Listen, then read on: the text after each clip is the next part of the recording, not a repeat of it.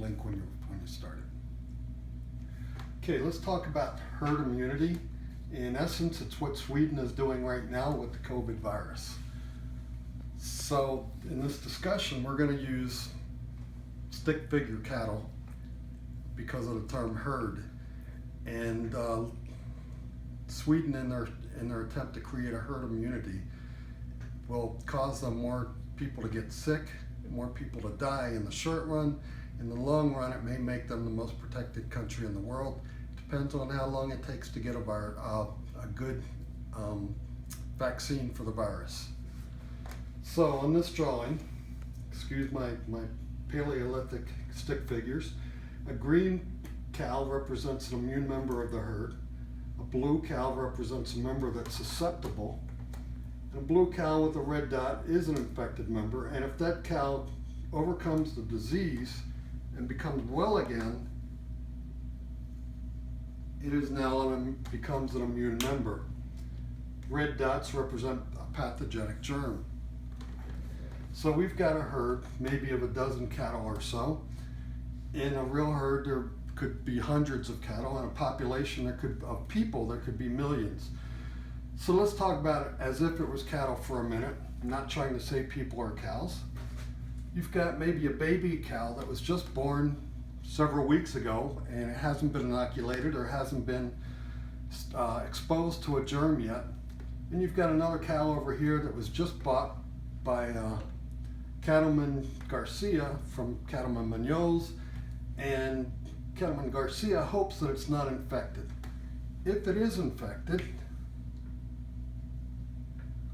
and it exposes its germ to the outside members of the herd, they're not going to become sick or die from it because they already have immunity, because they've recovered it from it before, or they've been inoculated with the vaccine, so they're not going to get sick and they're not going to be able to spread it to that poor little baby cow.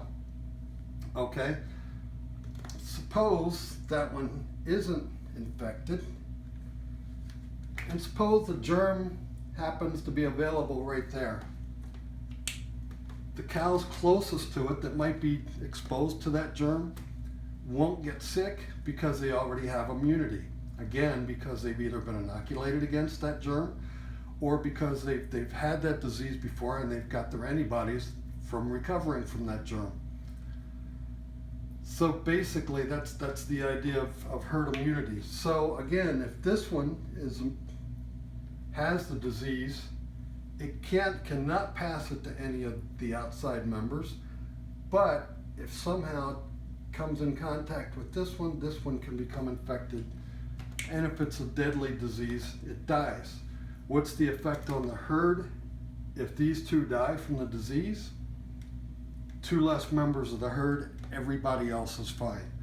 So Sweden's gamble is right now they're going to let their population become completely exposed, and all those people that live through it will have immunity from COVID-19.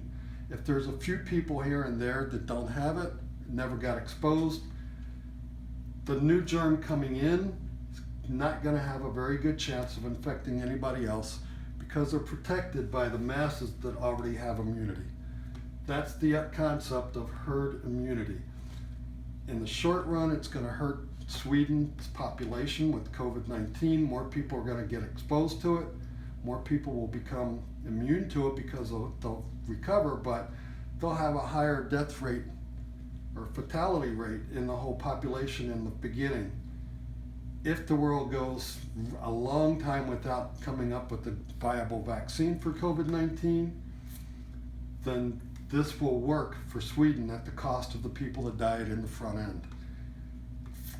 If the world comes up with a vaccine in the next 12 months, conceivably a little less, then they've exposed and killed people for no good reason, and your finger is over the lens.